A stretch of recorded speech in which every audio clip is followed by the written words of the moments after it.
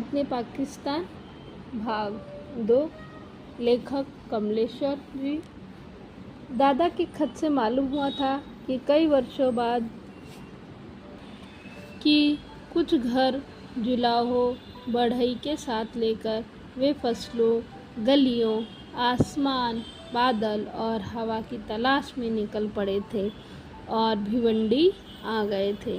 यह नहीं मालूम था कि बन्नों का घर भी साथ आया था या नहीं। ड्रिल मास्टर क्या करते आकर यहाँ, यह मैंने भी सोचा था। दादा का आना तो ठीक था। वे सूती कपड़े के व्यापार करते थे। 8 घर मुसलमान जुलाहों, 2 घर हिंदू बढ़ई को लेकर वह भिवंडी आ गए थे। पता नहीं शुरू में उन्हें क्या परेशानी हुई। बन्नो, तुम्हारे बारे में मुझे पता चला जब दादा एक बार मुझसे पूना मिलने आए। तब बहुत मामूली तरह से उन्होंने बताया कि ड्रिल मास्टर साहब का घर भी आया है, उन्हें भिवंडी स्कूल में जगह मिल गई है और यह भी कि उन्हें बन्नों की शादी भी कर दी है। दामाद वहीं उनके साथ वाले मोहल्ले में रहता है, करधे चलाता है, रेशम का बढ़िया कारीगर है। जिस तरह दादा ने यह खबर दी थी उससे लगा था कि वे जानबूझकर इसे मामूली बना देने की कोशिश कर रहे थे, लेकिन मुझे यह नहीं मालूम था बन्नों कि बाजे मोहल्ले के दादा और तुम्हारा घर एक ही है, कि ऊपर वे रहते हैं और तुम लोग नीचे। बाकी लोग बंगलापुर और नई बस्ती में हैं। शायद मास्टर साहब पिछले पछतावे को भूल सकने के लिए ही ऐसा कर बैठे हों। मन तो बहुत हुआ था कि जल्दी से जल्दी चलकर तुम्हें देख आऊं, पर सच पूछो तो मन उखड़ा हुआ था। यह सब सुनकर और भी उखड़ गया था कि तुम भी वही हो और शादीशुदा हो। और फिर बातों बातों में दादाजी ने घुमा फिरा कर यह भी कह दिया था कि मैं भिवंडी ना आऊं तो बेहतर होगा, क्योंकि उन्हें मास्टर साहब का ख्याल था। वे जानते थे कि मास्टर साहब ने कुछ नहीं किया था और दादाजी उन्हें मेरी उपस्थिति से दुखी या जलील नहीं करना चाहते थे। कितना अजीब स्थिति थी यह। क्या यह नहीं हो सकता था कि घर ऐसे ही रहता और इसमें रहने को मुझे भी जगह मिलती। मन में तरह तरह के ख्याल आते थे। दबा हुआ गुस्सा कहीं फूट पड़ा तो, अगर मेरे भीतर का धधकता हुआ पाकिस्तान फट गया तो, अगर मैंने तुम्हारे आदमी को तुम्हारे साथ न सोने दिया तो, अगर भिवंडी से उसे भी मैं उसी तरह निकाल सका जैसे कि कभी मैं निकाला गया था तो, किसी रात में बर्दाश्त न कर पाया और तुम्हारे कमरे में घुस पड़ा तो। मुझे मालूम है दादा और मास्टर साहब दोनों एक दूसरे को अपने मासूम होने का भरोसा देते रहते थे, पर मेरे पास क्या भरोसा था। उनका क्या बिगाड़ा था। बिगड़ा तो मेरा था। मैं तभी से एक नकाब लगाए घूम रहा था, हाथों में दास्ताने पहने और कमर में खंजर दबाए। लेकिन बन्नो, भिवंडी में भी दंगा हो गया। मेरे तुम्हारी वजह से नहीं, उसी एहसास की कमी की वजह से। सुना तो मैं सन्न रह गया। पता नहीं अब क्या हुआ होगा। 5 बरस पहले तो मैं वजह हो सकता था, पर अब तो मैं वहाँ नहीं था, गया तक नहीं था, इसी वजह से कि तुम दिखाई दोगी और मैं दंगा शुरू कर दूँगा। पर तुम मुझे दिखाई दी तो इस हालत में रात चांदनी थी और बन्नो नंगी थी। मैं जब भिवंडी पहुंचा तो दंगा खत्म हुआ 10-12 दिन हो चुके थे।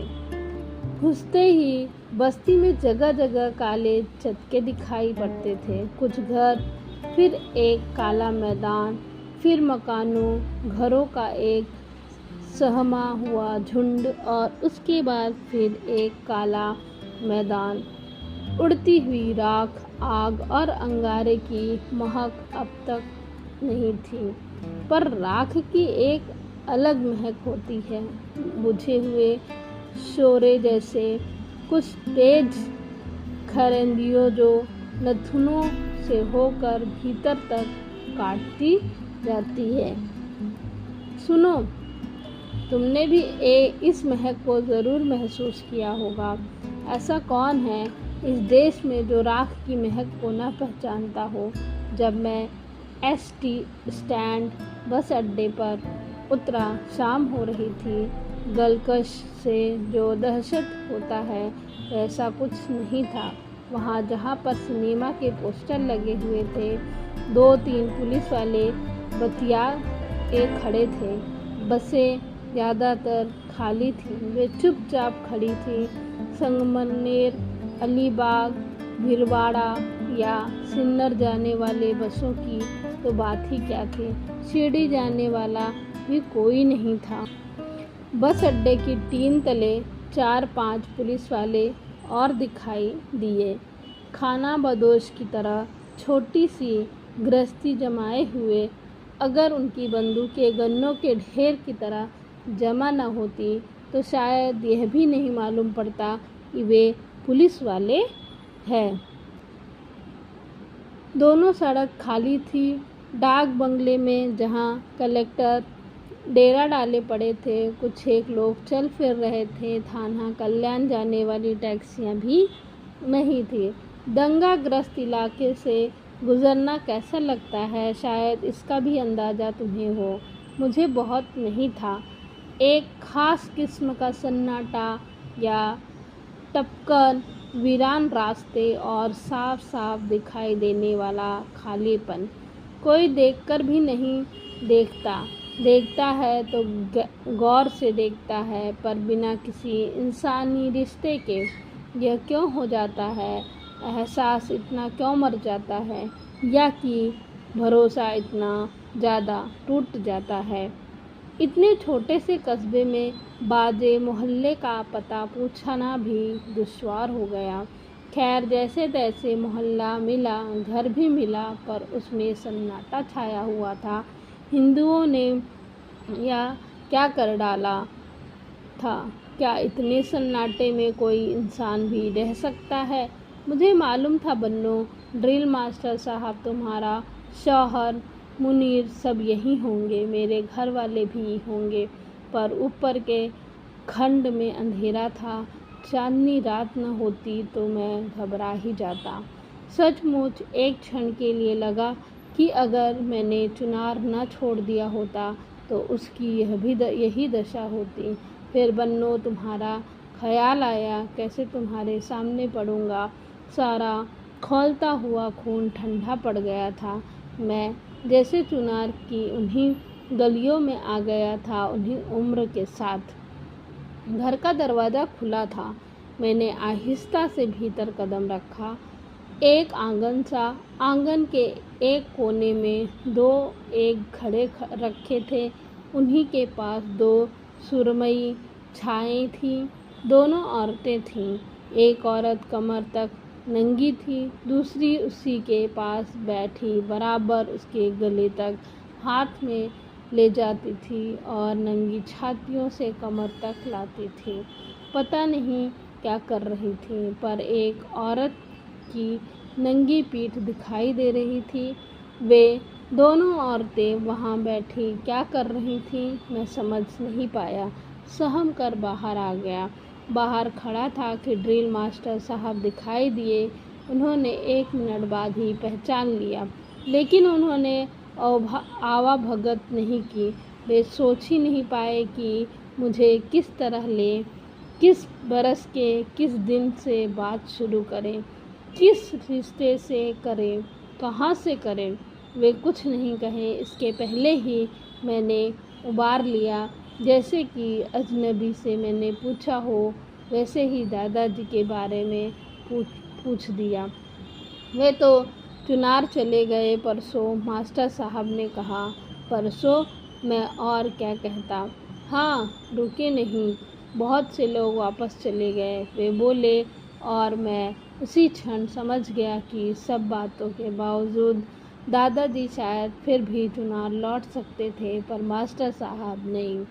मास्टर साहब के चुनार छोड़ने का सबब वह नहीं था जो दादाजी का या मेरा रहना होगा। उनका यहाँ चले आना वक्त का दिया हुआ वनवास था, और वक्त के दिए हुए वनवास से लौट सकना आसान नहीं होता। मुझे तो सिर्फ कुछ लोगों ने वनवास दिया था। घर वाले वहाँ नहीं थे, इसीलिए कुछ कह नहीं पा रहा था। दंगाग्रस्त सरकहार पनाह मिल सकती थी, पर मास्टर साहब अपने घर टिका ले यह हो नहीं सकता था। सब सामान वगैरह भी ले गए थे। नहीं, ज़्यादा सामान तो नहीं है, वे बोले। ताला बंद कर गए हैं। हाँ, पर एक चाबी मेरे पास है। उन्होंने मुझे सकुचाते हुए सहारा दिया। मैं एक दिन रुक गया। वैसे भी कल शाम चला जाना है। मैंने खामख्यावा कहा, क्योंकि कोई और चारा नहीं था। अजनबी बस्ती में रात पड़े मैं कहाँ जा सकता था। मुझे छोड़कर वे घर में घुस गए। 1 मिनट बाद वे मोमबत्ती और चाबी लेकर आए और बगल के जीने से ऊपर चढ़ा ले गए। ताला खोलकर मुझे पकड़ाते हुए बोले, खाना वाना खाया है? हाँ, मैंने कहा और भीतर चला गया। कुछ ज़रूरत हो तो बता देना, वे बोले और नीचे चले गए। भरदरी नामा का शायर काफ़ी समझदार था। बता देना या नहीं कि मांग लेना। बन्नो, कितनी विचित्र थी वह रात।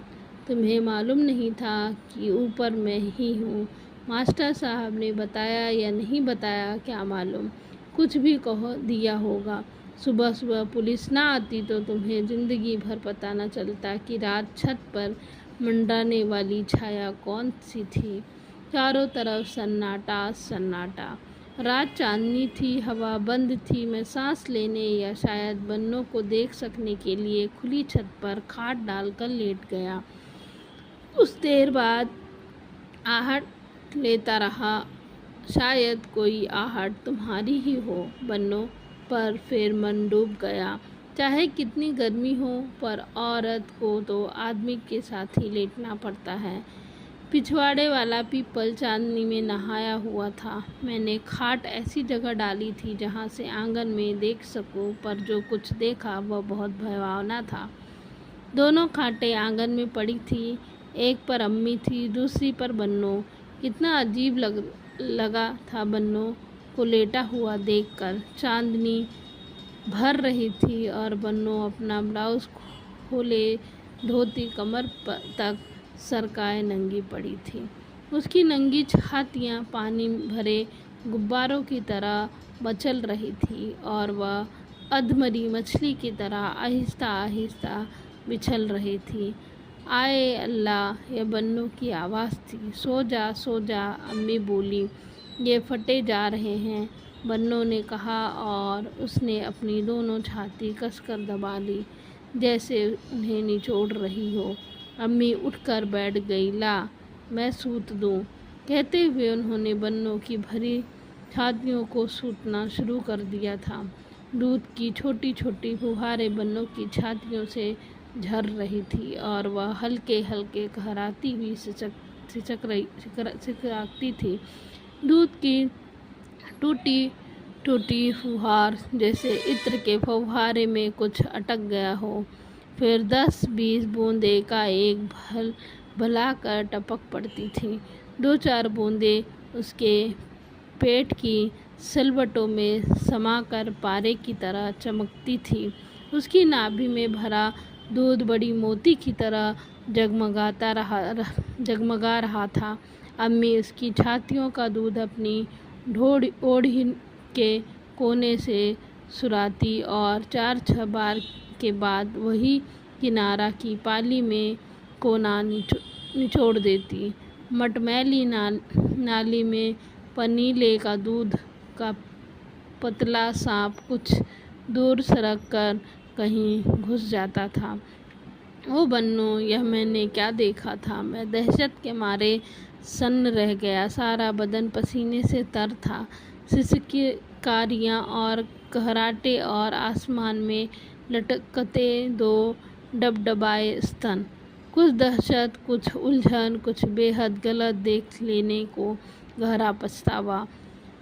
बहुत रात गए और छत पर टहलता रहा। जब नीचे शांति हो गई और मैंने देख लिया कि बन्नो धोती का पल्ला छाती पर डालकर लेट गई, तब मैं भी लेट गया। यह कैसा दृश्य था। आसमान में जगह जगह दूध भरी छातियाँ लटकी हुई और इधर उधर आंखें लगी थीं कि एकाएक पिछवाड़े खटखटाहट हुई। कोई रो रहा था और नाक पोंछते हुए कह रहा था, कादिर मियाँ बन गया साला पाकिस्तान, बहन अब बन गया पूरा पाकिस्तान। फिर रोना रुक गया था। कुछ देर बाद वही आवाज़ फिर आई, कादिर मियाँ अब यही इहराम बांधेंगे और तलबिया कहेंगे। अपना हज तो होगा, समझिए कादिर मियाँ। अगर पिछवाड़े पीपल न होता तो शायद पाताल से आती यह आवाज़ सुनकर मैं भाग जाता, पर अब तो खुली आँखों को तरह तरह के दृश्य दिखाई दे रहे थे। आसमान से गिरता खून, अंधेरे में भागती हुई लाशें, बीच बाजार खड़े हुए धड़ और कटी गर्दनों से फूटते हुए फव्वारे, लपटों से में नंगे नाचते हुए लोग। पीपल ना खड़खड़ाता तो मैं बहुत डर जाता। उसके पत्तों की आवाज़ ऐसी आ रही थी जैसे अस्पताल के दफ्तर में बैठी हुई टाइप बाबू अपनी मशीन पर कुछ छाप रहे हों। बस यही आवाज़ जानी पहचानी थी, बाकी सब बहुत भयानक था। सुबह माथा बेहतरीन भारी था, आँखों में जलन थी, हाथ पैरों में सुन्न थे। उठना पड़ा क्योंकि पुलिस आई थी। मास्टर साहब ने आकर जगाया था। वे डरे हुए थे। बोली, पुलिस तुम्हें पूछ रही है। क्यों? बाहर वाले की तहकीकात करती है। हमसे पूछ रहे थे रात को कौन आया है और कहाँ से आया है, क्यों आया है। सुनते ही मेरे आग लग गई थी। तुम ही बताओ, जब मैं घर से उस अंधेरी रात से निकला था या निकल गया था तो कोई पूछने आया था कि इस रात में कौन जा रहा है, कहाँ जा रहा है और क्यों जा रहा है।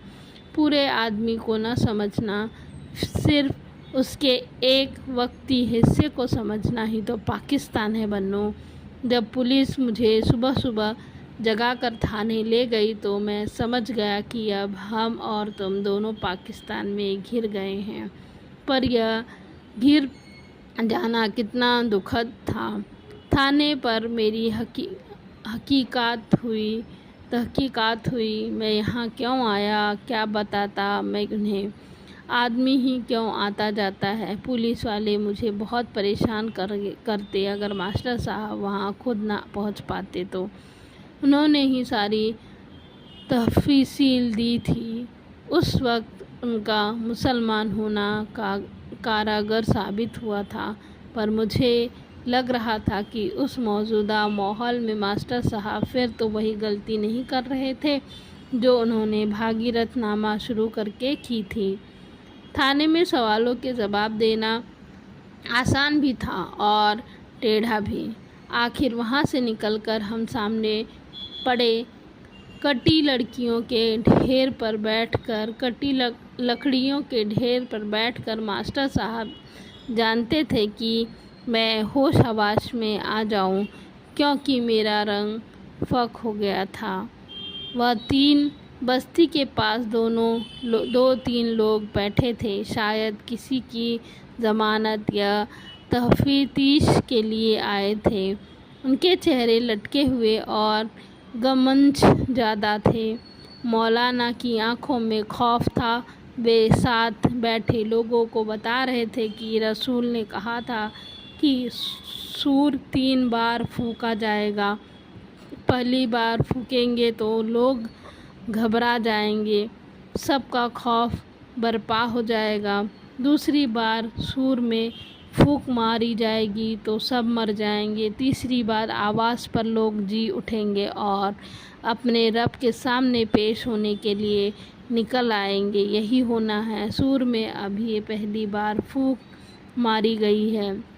भगीरथ नामा लिख रहे हैं? मैंने पूछा। हाँ, भरमात मन मेरा आज यहाँ रैन बसेरा, काहो बात जल्द कटे रात जल्द खो फंजर बसेरा। कहते कहते मास्टर साहब उधर देखने लगे जहाँ छत की सूनी मुंडेरों पर घास के पीले फूल खिल रहे थे। घनी घास में से आबाबीले छोटी मछलियों की तरह उछलती थी। घास की टहनी से पीले फूल चोंच से तोड़कर उड़ती थी। चोंच से फूल गिर जाते थे तो उड़ते उड़ते फिर तोड़ती थी। अबावली का उड़ते उड़ते या घनी घास में उछलकर फूलों तक आना, पीले फूलों तक तोड़ना, चकराते हुए फूलों का गिरना और अबाबिलों का दूर आसमान से फिर लौट कर आना। मास्टर साहब खामोशी से यही देख रहे थे। आखिर मैंने उन्हें टोका, कल रात। हाँ, वह बदरू है, पागल पगला गया है। उसके 40 करधे थे, जलकर राख हो गए हैं। पिछवाड़े पीपल के नीचे ही तब से बैठा रहता है, रात भर रोता है, गालियाँ बकता है। मास्टर साहब बोले, घर में कुछ? मैंने बहुत हिम्मत करके कहा तो जोगी की तरह मास्टर साहब सब बता गए। हाँ, बन्नू को तकलीफ़ है। दंगे से 3 दिन पहले बच्चा हुआ था। डॉक्टर सारंग के जच्चा बच्चा घर में थी। दंगाइयों ने वहाँ भी आग लगा दी। रास्ता रूंध गया तो जान बचाने के लिए दूसरी मंजिल से जच्चाओं को फेंका गया, बच्चों को फेंका गया। 9 जच्चा थी, 2 मर गईं, 5 बच्चे मर गए। बन्नों का बच्चा भी गली में गिरकर मर गया। उस वक्त मार काट मची हुई थी। सवेरे हम बन्नों को जैसे तैसे ले आए। अब उसके दूध उतरता है और तकलीफ़ होती है। कुछ देर खामोशी रही। अबाबीले घास के फूल तोड़ रही थी। उठने का बहाना खोजते हुए मैंने कहा, सोचता हूँ दोपहर की ही पूना चला जाऊँ। जा सको तो चुनार चले जाओ, अपने दादा को देख आओ। मास्टर साहब बोले, क्यों, उन्हें कुछ हो गया है क्या? हाँ, उनकी एक बाँह कट गई है। घर के सामने ही मार काट हुई। वे ना होते तो शायद हम लोग जिंदा भी न बचते। हमला तो हम पर हुआ था। वे गली में उतर गए, तभी बाँह पर वार हुई और बाईं बाँह कटकर अलग गिर पड़ी। लेकिन उनकी हिम्मत अपनी ही कटी बाँह को जमीन से उठाकर वे लड़ते रहे। खून की पिचकारी छूटती रही। कटी बाँह ही उनका हथियार थी। दंगाई तब आग के गोले फेंक कर भाग गए। गली में उनकी बाँह के चिथड़े पड़े थे। जब उठाया तो बेहोश थे। दाहिने हाथ में कटी बाँह की कलाई तब भी जकड़ी हुई थी, पर उस खुदा का लाख लाख शुक्र था। थाना अस्पताल में मरहम पट्टी हुई। 8 दिन बाद लौटे। दूसरे ही दिन चुनार चले गए। तो उनकी बाँह का क्या हाल था? मैं सुनकर सन्न रह गया। ठीक था, चल फिर सकते थे। कहते थे कि वही चुनार अस्पताल में यही करवाते रहेंगे। या खुदा रहम कर बेहतर हो देखाओ, मास्टर साहब ने कहा और अपने आंखें हथेलियों से ढाँप ली। मेरी चेतना बुझ सी रही थी। मैं किस जहान में था? ये लोग कौन थे जिनके बीच में था? क्या ये जो कुछ लोग आदमियों की तरह दिखाई पड़ रहे थे सच थे या कोई खौफनाक सपना? अब तो कटा फटा आदमी ही सच लगता था। पूरे शरीर को आदमी देखकर दहशत होती थी।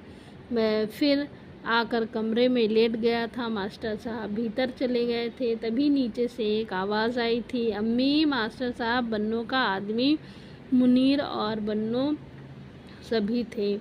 मुनीर कह रहा था, यहाँ रहने की जिद समझ में नहीं आती, तुम्हारी समझ में नहीं आएगी। यह आवाज़ बन्नों की थी। हम तो पहले इसी धरती से अपना बच्चा लेंगे जिसने खोया है, फिर जब जगह चले जाएंगे जहाँ कहोगे। मैंने झांक कर देखा, दुबला पतला मुनीर गुस्से में काँप रहा था। चीख कर बोला, तो ले अपना बच्चा यहीं से, जिसने मनाए ले। मैं सकते में आ गया, कहीं इसमें मेरा जिक्र तो नहीं किया था, पर शायद मैं गलत समझ रहा था। बन्नों भी बिफर कर बोली थी, तू अब क्या देगा बच्चा मुझे? अपना खून बेच बेच कर शराब पीने से तुझे फुर्सत हो तब तो। तड़ाक, शायद मुनीर ने बन्नों को मारा था। छोटा सा कोहराम मच गया था। बाद में बन्नों मुनीर को कोसती रहती थी। मुझे मालूम नहीं था क्या जितनी बार बम्बई जाता है, खून बेच कर आता है और फिर रात भर पड़ा काँपता रहता। यह सब मैं क्या सुन रहा था बन्नों? तेरे भीतर की एक और पाकिस्तान रो रहा था। सभी तो अपने अपने पाकिस्तान के लिए हुए तड़प रहे थे। आधे और अधूरे, कटे फटे, अब अंग भंग। उफ, कितना अंधेरा था उस चांदनी रात में, जब मैं भिवंडी से उसी तरह चला जैसे एक दिन चुनार से चला गया था। अड्डे में एक टैक्सी थाना जा रही थी, उसी में बैठ लिया था। जब तक बसती रही, काले मैदान के भी बीच बीच में नज़र आते रहे। राख की तेज महक भीतर तक उतरती रही। आसमान में डबडबाए स्तंभ लटकते रहे। चौराहों पर खड़े मुंडहीन धड़ों से खून के फव्वारे छूटते रहे। थाना से बस पकड़कर बम्बई, बम्बई से गाड़ी पकड़कर पूना और पूना से फिर कई दिन बुखार से तपता पड़ा रहा। मैं कुछ भूल जाना चाहता था। बन्नों सिर्फ अपने में सिमट आना चाहता था। उम्र का यह सफ़र कितना बेहुदा है कि आदमी कटता फटता जा रहा है, लहू लुहान होता चला जा रहा है। और ऐसे अकेलेपन में अगर कोई आवाज़ सुने कि और है कोई, तो क्या बीत सकती है, इसका अंदाज़ा किसी को नहीं हो सकता, तुम्हें भी नहीं बन्नों। और है कोई? 4-5 महीने हो गए थे। दादाजी का खत मिल गया था कि वे फिर भिवंडी लौट आए हैं। सिंधियों और मारवाड़ियों के कारण माल ज़्यादा नहीं मिल पाता, इसीलिए बाज़ार मंद है। सब कर घरे चल भी नहीं रहे हैं। एक बाह न रहने के कारण बदन का पासंग बिगड़ गया है। मजाक में उन्होंने यह भी लिखा था कि उनका नाम टोटा पड़ गया है। बाकी कोई खबर उन्होंने नहीं दी, सिवा इसके कि मुनीर बन्नों को लेकर बम्बई चला गया। पता नहीं वे लोग बम्बई में हैं या पाकिस्तान चले गए। ड्रिल मास्टर नीम पागल हो गए हैं। घर में ड्रिल करते हैं, स्कूल में कोई पोथी लिखते रहते हैं। उस दिन मैं बम्बई ना आता तो तुमसे मुलाकात भी ना होती बन्नों। और कितनी तकलीफ़ देह थी वह मुलाकात। बाद में मैं पछताता रहा कि काश मैं भी होता उसकी जगह। तुमसे भी क्या सोचा होगा कि मैं यही सब करता हूँ, पर सच कहूँ बन्नों, करता तो मैं भी रहा हूँ, पर तुम्हारे साथ नहीं, शायद तुम्हारे कारण करता रहूँ। पूना का दोस्त नहीं था वह मुंबई का था। उसका नाम केदार है। कुछ दिन पूना में साथ रहा, तभी दोस्ती हुई। मैं भिवंडी जाने के लिए बम्बई आया। बम्बई उतरकर मन उखड़ भी गया था कि क्या करूँगा वहाँ जाकर। उस शाम से तुम्हारा कोई लेना देना नहीं बन्नों। वह शाम मैं और केदार साथ गुजारना चाहते थे। पुलवा के एक शराब घर में हमने थोड़ी सी पी थी, फिर वहाँ से टहलते हुए हैंडलूम हाउस तक आए थे। उसी के पास कोई गली थी। अब जाऊं तो पहचान तो लूँगा, पर वो याद नहीं। केदार और मैं दोनों उसी में चले गए। शायद आगे चलकर दाहिने मुड़ गए थे। वहीं पर एक सिगरेट वाले की दुकान थी। नीचे कारें खड़ी थी। लगता था ओहरा मुसलमानों की बस्ती है, बहुत शांत और साफ सुथरी। उसी बिल्डिंग में लिफ्ट था। यो सीढ़ियाँ भी काफ़ी साफ सुथरी थीं। केदार के साथ मैं सीढ़ियों से ही ऊपर गया। 5वीं मंजिल तक चढ़ते चढ़ते मेरी सांस फूल आई थी। उस वक्त घरों की खिड़कियों से खाना बनाने की गंध आ रही थी। 6ठी मंजिल एकदम वीरान थी। जिस फ्लैट की घंटी केदार ने बजाई थी वह उतना साफ सुथरा नहीं लग रहा था। दरवाज़ा खुला और हम हिप्पो की तरह हाँफते हुए एक सीढ़ी के सामने खड़े थे। वह हमें उस कमरे में ले गया जिसमें मामूली तरह के सोफ़े लगे हुए थे। वह सिंधी अब भी हाँफ रहा था। लगता था ज़्यादा बात करेगा तो अभी उसकी सांस उखड़ जाएगी और फिर कभी लौट कर नहीं आएगी। मुझे उलझन हो रही थी। मैं खुली हवा में सांस लेने के लिए खिड़की के पास खड़ा हो गया था। दूर दूर तक गंदी छतें नज़र आ रही थीं, तरह तरह के आकारों की। मेरे बारे में केदार ने बता दिया था कि वही सोफ़े पर बैठूंगा और इंतज़ार करूंगा। उस हाँफते सिंधी के कोका कोला की एक बोतल मंगवा कर मेरे लिए रख दी थी और केदार को लेकर अपनी मेज़ के पास चला गया। वहाँ वह केदार को एक गुंजला हुआ काला बुर्का दिखा रहा था। क्या रहा था यह वहाँ से सुनाई नहीं पड़ा। उसके बाद वे दोनों कहाँ गुम हो गए कुछ पता नहीं चला। 1 मिनट बाद केदार के हंसने की आवाज़ बगल से आई थी। फिर केदार तो नहीं आया। वह सिंधी उसी तरह हाँफता हुआ आया और जोर जोर से सांस छोड़ता हुआ बोला, बियर। बाकी शब्द उसके हाँफते से ही साफ हो रहे थे। पिएंगे? मंगवाऊं? पी लूँगा, मैंने कहा तो उसकी लड़की को हाँफ कर दिखाया और वह बियर ले आया। सिंधी नहीं पी और मैं ही बैठकर पीता रहा। आप वो उसी तरह हाँफता रहा। बम्बई मतलब था नहीं रहते? नहीं, पूना रहता हूँ, मैंने कहा। घूमने? वह फिर हाँफा। काम से आया था, मैंने उसे बता दिया। बिजनेस? हाँफता हुआ बस्तूर था। नहीं, पार्सल का काम था, भिवंडी जाऊँगा। फिर वह बैठा बैठा तब तक हाँफता रहा जब तक केदार सामने आकर नहीं खड़ा हुआ। उसने देखते ही सिंधी हड़बड़ा कर उठ खड़ा हुआ।